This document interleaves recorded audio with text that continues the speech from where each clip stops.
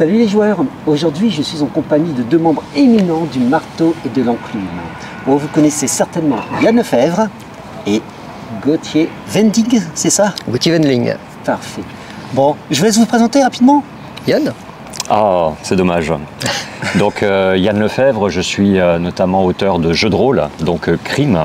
Et puis j'ai été aussi co-gérant des écuries d'Augias, donc une association d'édition dans le domaine du jeu.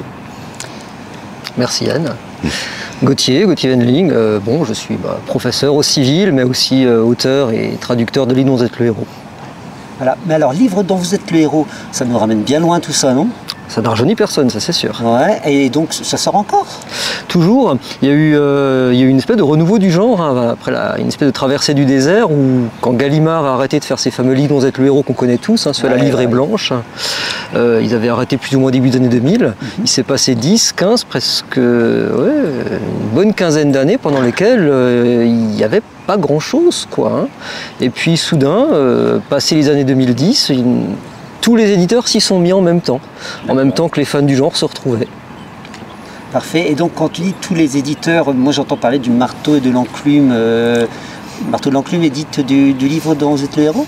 Qu'est-ce que tu en penses? Alors finalement, oui, c'est un petit peu compliqué comme exercice de style. Alors moi, je suis embarqué dans le bateau en cours de route. Et à la base, on me demandait finalement de lire ces séries qui ont bercé notre enfance. En tout cas, la mienne. Et puis de faire un retour réflexif en disant ce que ça avait pu apporter, les angles d'attaque, et puis aussi peut-être de les dépoussiérer et de leur donner une réelle actualité. Et je me suis aperçu aussi qu'il y avait des personnes qui écrivaient également à l'intérieur des histoires interactives. Et donc peut-être que finalement c'est un peu des deux. Alors, c'est vrai que souvent dans l'édition numérique, me semble-t-il, hein, je crois que le MOOC contient souvent une espèce en bonus une aventure courte qui peut faire 50 ou 100 paragraphes, souvent écrit par des gens de la communauté francophone, des gens qu'on croise sur les forums. J'ai pas de titre en tête. Ah ouais. Mais donc, si je comprends bien, parce que moi j'ai déjà feuilleté un petit peu le marteau et l'enclume quand même, avec beaucoup d'intérêt, il y a beaucoup de pépites à l'intérieur. Des pépites? Si on doit en parler un petit peu, qu'est-ce qu'on y trouve? Qu'est-ce qu'on y trouve dans le marteau et l'enclume? On commence par y trouver une belle couverture. Oui, tout voilà. à fait. Hein. Benjamin Berger qui fait la mise en page et qui est le rédacteur en chef s'en tire très bien au niveau de la mise en page. Hein. Alors, nous avons le portrait des membres. Hein, Il nous a mis les portraits des membres dans celui-là? Non. Oh, généralement, il y a des portraits assez amusants. Oui, effectivement. Je mettrai quelques encarts vidéo. Pour qu'on sache. La première partie de chaque numéro, en fait, va dérouler thématiquement une série ou plusieurs séries de livres dont vous êtes le héros, qui ont une communauté. Ici, c'est le numéro sur l'auteur J.H. Brennan, et donc on nous déroule les retours et les critiques et les analyses sur d'abord les livres de la série Quête du Graal de J.H. Brennan, hein, et ensuite on passera sur ses autres séries, sa série Épouvante, sa série Louardan. Oui, Louardan, là là. Oh là là. Ça ramène. Que de souvenirs. Et donc il y a beaucoup d'anecdotes à l'intérieur. Vous avez fait tout un travail d'investigation en fait pour retrouver. C'est la deuxième partie. C'est la deuxième partie, en fait, là c'est plutôt le travail de Benjamin qui va faire en sorte de trouver les gens. On ne sait pas comment est-ce qu'il se dépatouille, il est DRG ou un truc comme ça, mais il arrive à trouver des auteurs inaccessibles ou des illustrateurs et il va les interviewer.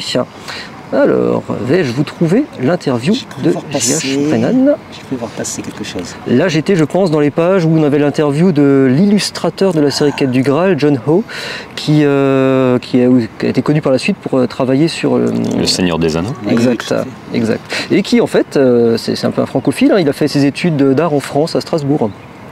Voilà.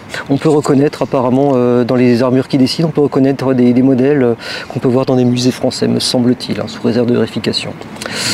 Voilà. C'est des numéros vraiment bien complets, illustrés noir et blanc, avec des dessins, on ne sait pas d'où c'est tiré en fait, parce que c'est des petites pépites. Des pépites. Voilà, ouais, donc en fait c'est vraiment le livre pour tous ceux qui veulent en savoir plus derrière sur le livre dont je vais te lire, je ne me trompe pas. Exact. À la fois vous avez les critiques au début qui permettent de voir les analyses, hein, comme celle que fait Yann, que je fais aussi parfois, et vous avez ensuite les interviews des artistes, que ce soit les dessinateurs, les illustrateurs, les écrivains. Voilà. Ah bah voilà. Donc oui, on pourrait se dire que c'est un travail d'archéologie, mais ça va bien au-delà finalement, parce que dans le métier, par exemple, de créateur et éditeur de jeux de rôle, on essaye justement de constituer une équipe à la fois d'illustrateurs, d'auteurs, et puis essayer de créer une osmose, une alchimie entre tout ça. Et là, le travail est inverse, on fait une déconstruction en allant rechercher les personnes, en essayant de comprendre le contexte de création des années 1980. On voit que certaines séries, par exemple, ont été créées avec un taux d'alcoolémie assez important, mais au moins avec les anecdotes, on comprend mieux pourquoi ça a été tourné de cette façon-là. Je pense voir à qui tu fais allusion. Ah oui, bon, je ne citerai pas de nom, je vous jure. Parfait. Et donc oui, c'est intéressant de revenir un petit peu à rebours sur ce contexte et cette effervescence, et puis de voir aussi qu'il y a une actualité. Par exemple, dans les analyses qui ont été faites sur Loup solitaire, on parle également de la déclinaison jeux vidéo, et de voir aussi avec le travail de Jonathan Green, etc., que finalement ces aventures dont vous êtes le héros ont une actualité et ont réussi à peut-être subir une métamorphose qui les rende tout à fait acceptables aujourd'hui. Tout à fait. Donc il y a plusieurs thématiques donc, du Marteau de l'Enclume suivant les différents numéros. Là on a le numéro sur la quête du Graal. J'ai cru comprendre, Yann, que tu avais coécrit entre autres. Je suis en train de le finir. C'est quelque chose sur les terres de légende. Tu peux en dire 2-3 mots? Alors bien entendu, à tes côtés, c'est très très vibrant parce que les terres de légende, nous les avons connues quand nous étions étudiants, et donc ça nous avait permis vraiment aussi, pour moi en tout cas, de franchir le Rubicon entre les livres dont vous êtes le héros et puis la pratique du jeu de rôle. Et donc faire plus d'une vingtaine d'années après cette analyse justement de qu'est-ce qu'étaient les terres de légende en termes d'apport au jeu de rôle à l'époque, de quelle façon ça a pu être conçu et aussi vécu, c'était un travail absolument délicieux. C'était une espèce de Madeleine de Proust, mais avec voilà, la saveur déclinée sur beaucoup de temps. Ah, ça rappelle de bonnes parties, ça, effectivement, quand nous étions étudiants. Et donc, en fait, la publication du Marteau de l'Enclume, c'est quel rythme et où peut-on les trouver? Ça paraît, pour la périodicité, disons qu'il paraît quand il peut. Oui. Voilà. Il peut y avoir plusieurs par an, tout comme il peut y avoir juste 1 ou 2 par an. C'est vraiment suivant l'actualité, puisque Benjamin Berger tâche, dans la mesure du possible, de faire coller le thème du numéro avec une actualité éditoriale. S'il y a une ressortie chez Gallimard de tel ou tel livre-jeu classique, de telle série classique, ou s'il y a une suite donnée à Loup solitaire, voilà, c'est le moment d'en parler. Ah, d'accord. Et là, c'est à peu près à quel numéro arrivé en termes de publication? Le 11 est déjà paru? Oui, tout à fait. Donc dédié à la Voix du Tigre notamment, et puis par extension donc à tous les livres dont vous êtes le héros dans un contexte orientalisant. Là, c'était thématique, très clairement. Et donc, je désire commander l'intégrale de la collection, le Marteau et l'Enclume. À part le prêt à mon banquier, à qui puis-je m'adresser? Eh bien, justement, c'est plus de la commande en fait en ligne, parce que donc les exemplaires sont conçus, en fait fabriqués puis distribués pour l'instant par Amazon. Néanmoins, sur les stands, à chaque fois que nous apparaissons, nous avons également donc quelques numéros aussi avec nous. Et puis, ce qui est important, enfin personnellement, je dirais que si c'est un MOOC qui parle des livres dont vous êtes le héros, ce n'est pas que les livres dont vous êtes le héros de cette époque, mais c'est un contexte très large.